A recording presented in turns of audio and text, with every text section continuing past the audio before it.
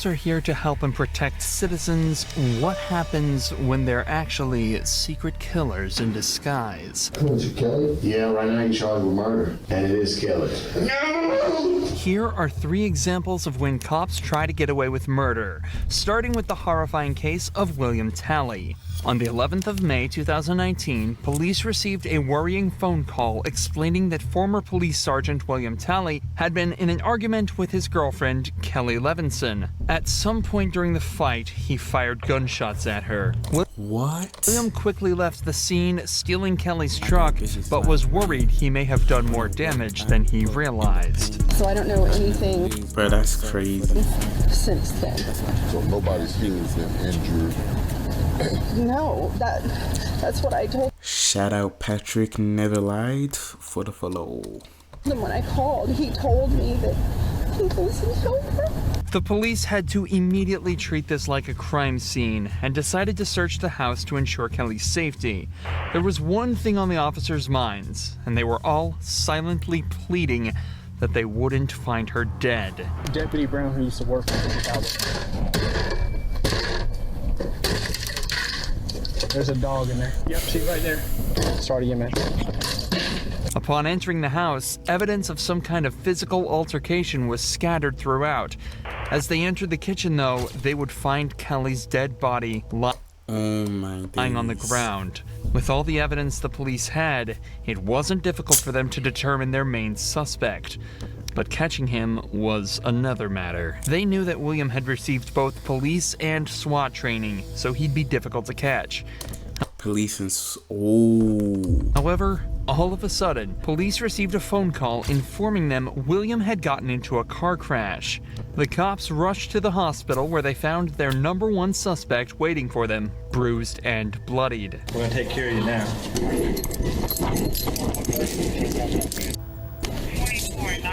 Once William was discharged from the hospital, he was immediately brought to an interrogation room where the investigation would truly begin. Can I ask what my charges are? Yeah, right now you're charged with murder.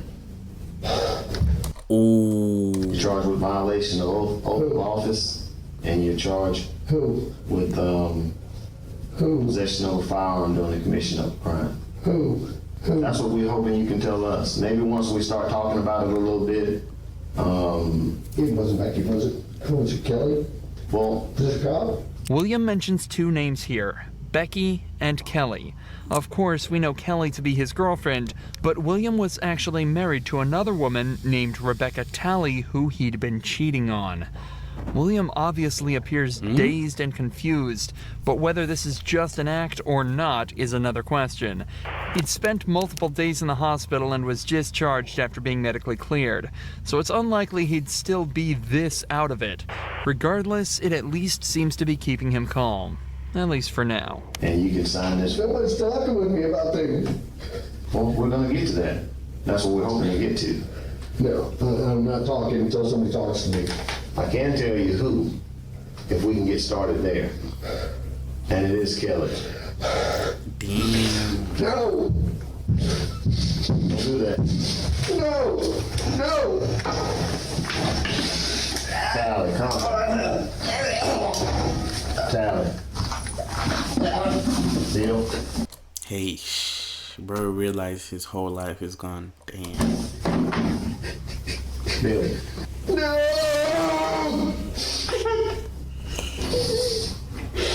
No! There's a small chance William really is this distraught over Kelly's death, but he was completely unaware of what he was doing at the time. So it seems more likely that he's actually just using this as a guise to vent and scream about how his life is pretty much finished and over a small argument with his mistress. He's also likely frustrated that he got caught so easily. Remember, this is a man with SWAT and police training. He knows how to evade the cops, but almost instantly after going on the run, his plans were shut down in an incredibly unpredictable way. William manages to calm down Maybe he crashed on purpose. while the detective talks to him, but only for a few short seconds. Here, let me get you some napkins. Bill. Bill, no. Stop, Bill. Relax. Bill, stop. That's all necessary, Bill. If you don't want to talk to us, that's fine, but let's not do this, okay? Talk.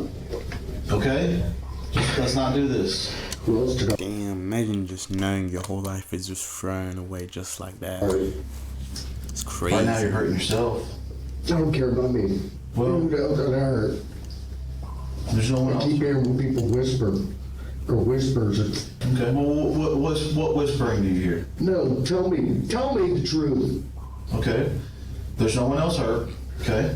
What you're Whispers. watching is a man who knows without a doubt that he's guilty, doing everything he can to try and find a way out. He's panicking, and the cops were probably Wait, who else is the extremely relieved when William finally asked for a lawyer and put an end to this dramatic interrogation. However, this obviously didn't help him at all, as the detectives already had all the evidence they needed to convict him. And William Talley was sentenced to life behind bars. Despite William being a local cop and even knowing some of the officers involved, this case was handled perfectly. A stark contrast to that of Matthew Boynton, whose case was so weird and corrupt that the cops ended up investigating a shooting that never even happened. You know you can't give a sworn statement and lie on it. Why would you do that, Matthew? On the 15th of April 2016, police found Jessica Boynton hidden in the closet of her home with a gunshot wound to the head and a police-issued firearm in her hand. The county What? sheriff reportedly ruled her dead at the scene, but there was a problem. Jessica was neither dead nor shot. After she was rushed What? to the hospital, the ER found no entrance wounds or bullets. Instead, they found evidence of a blunt force attack to the back of her head. This case is already incredibly confusing, but what's worse is that the police's #1 suspect, Matthew Boynton, told cops that he received a text from Jessica saying she was about to commit suicide. After rushing home, he heard 2 gunshots coming from the house and called the police. Matthew was taken to the police station and interrogated, but was caught lying about a vital piece of evidence. This is where we join the detectives as they try to unwrap this baffling web of lies. Do you recognize that bag? Yeah, it's that bag that Jessica let me use to put all my gym stuff in when we used to be together. Okay, so when's the last Oh, were they dating? time you saw that bag? It's been a long time. Like I said, when I used to work out at, there's 2 gyms in Thomaston. I don't remember the name of it. I used that one, and I had a gray Nike bag I used to work out in. So I interchanged my stuff like protein drinks, powder shakes like pre-workout, workout shorts, pants, shoes, whatever. I put it in that bag or my Nike bag. Suspects who aren't telling the truth tend to over-explain as they feel they have something to prove to detectives. If they can give lots of information over, they think it'll convince the detective that they're not lying, as they couldn't possibly make all of that up. However, in actuality, suspects telling the truth will give a more instinctual, simplified answer to the question because they don't have to think about it as much. Bear that in mind as the interview continues. So when's the last time you saw that bag? I mean, it's been a while. Like, I don't know an exact date. I don't know. I think my stepdad, he had it in the white trailer, and that's been a while. And he brought it, but I haven't been through it or anything. Put it in my storage thing in my house, which is like when you pull in the driveway. It's a little storage thing on the right. You open the door and it's got all my stuff in there. I had to clean some of it out recently. That was tossed in there, but I mean, it's in there with a bunch of my stuff, like a brown tub I used to keep in my old patrol car with gym stuff in it and work stuff. Remember, that answer was given in response to the question, when was the last time you saw this bag? Something that could have been answered in a single sentence. The detectives already knew that Matthew was lying about this bag, as that's the whole reason he was brought to this second interrogation. But now they're 100% sure he's hiding something, and they're about to call him out on it. All right, Matthew. I've known you a long time. When y'all were in the process of moving, and you moved into the house that you're at now, your residence, did you or did you not see this bag? Yes, sir. It was in my storage room in the garage. Now, why would I be holding a picture of this bag? I guess because Jessica brought it into you. Why would Jessica have it if you had it at your house? I don't know. I guess somebody got it from my garage or my shed. Who would have gotten it? There's a couple of people. Yeah. And All right. exactly who. The bag was completely filled with female clothes. And this is one photo of it. That's not yours. No. This whole thing might not seem like a big deal, but it's actually the root of a much bigger problem. This bag, along with everything in it, belonged to Jessica. So when it was discovered in Matthew's possession after he told police that he'd handed all of her belongings over, it confirmed that he had been lying under oath. Again, a small issue at first, but now that the detectives know he's comfortable lying about this, they know that almost every piece of information he's given them could be completely untrue. The bag was turned into us. We have possession of the bag. We have evidence that says it came out of your storage room. Is that true? Yes, sir. Is there anything you'd like to say? No, sir. Do you believe that statement to be accurate and true? Not now. Do you believe it then? No, sir. Matthew has now essentially confessed to stealing the bag of Jessica's belongings and lying under oath. There is the question of why he did this, but we haven't even gotten started on the assault part of the case. Why Jessica was found unconscious in their closet after allegedly texting Matthew she was going to shoot herself. As it turns out, though, the police would also never move on to that part of the case, and it remained completely unanswered. Matthew was charged with stealing and lying under oath, and after being placed on a... So they didn't even investigate why there's a dead person? And niggas are going to... administrative leave, he resigned from the force, but went completely uncharged for whatever happened on the night of April 15th. Many people have been left wondering why that may be, but the most obvious answer lies in police corruption, and the facts that the county sheriff just so happened to be Matthew's granddad. The same sheriff who lied by pronouncing Jessica dead at the scene. What's worse is that Jessica's head trauma left her without any memory of that night, so it's likely this case will remain unsolved forever. But people thought the same about the murder of Sherry Rasmussen, which lay unsolved for 23 years, before new information revealed that the culprit was actually one of the police force's best detectives. Now you're accusing me of this? Is that what you're saying? After decades of investigations, DNA evidence revealed that Stephanie was very likely the culprit of a murder committed in 1986. Because of the high-stakes nature of the case, the detectives made sure to meticulously plan this interrogation. Stephanie was a really successful detective herself, and she had recently received recommendations for her good work on a theft case. So the detectives used this and brought her in under the guise that they needed help with a case. I don't want to talk about this in the squadron because I don't know who people are listening. And if we go to my side, everybody's always wondering what everybody else is doing. No problem. Okay?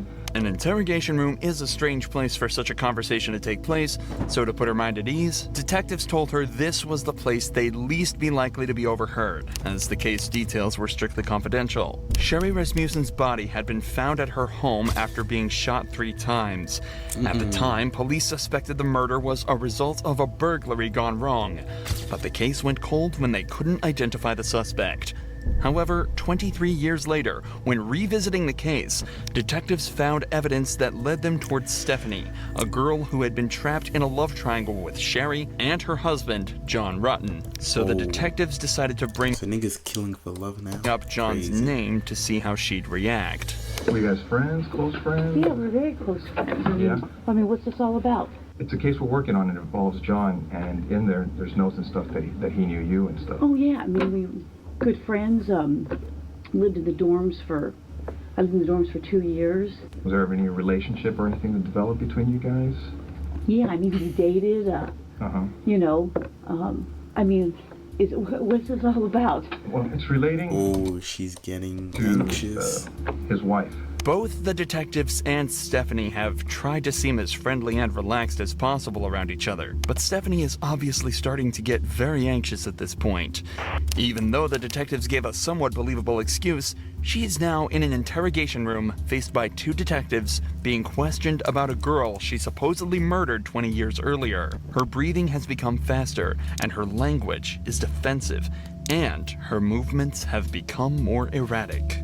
And you're right. I mean, if you guys are claiming that I'm a suspect, then You know, I got a problem with, you know, with that. Okay. Okay? So, you know, if you're doing this as an interrogation, you're saying, hey, I'm a suspect. Well, now I got a problem with, you know, now you're accusing me of this? Is that what you're saying? Oh, Obviously, you know about all the DNA stuff and things of the nature that, you know, gets done on cases nowadays. You know, if we asked you for a DNA swab, would you be willing to give us one? Maybe. Because now Because I'm thinking I probably need to talk to a lawyer. Stephanie chooses to provide DNA evidence, hoping her willingness to help out would ultimately prove her innocence. But, unfortunately for her, just 5 minutes later, the detectives decide they've heard enough and put her in cuffs. Months later, Sheesh. after a long and arduous trial, a decision was made by the jury. We, the jury, in the above entitled action, find the defendant, Stephanie Eileen Lazarus, guilty of the crime of murder of Sherry Rasmussen. We further find the murder was of the first degree. After hiding it for 23 years, Stephanie Lazarus was finally found guilty of murder and sentenced to 27 years behind bars. If you enjoy true crime videos like this, make sure you're subscribed to see more.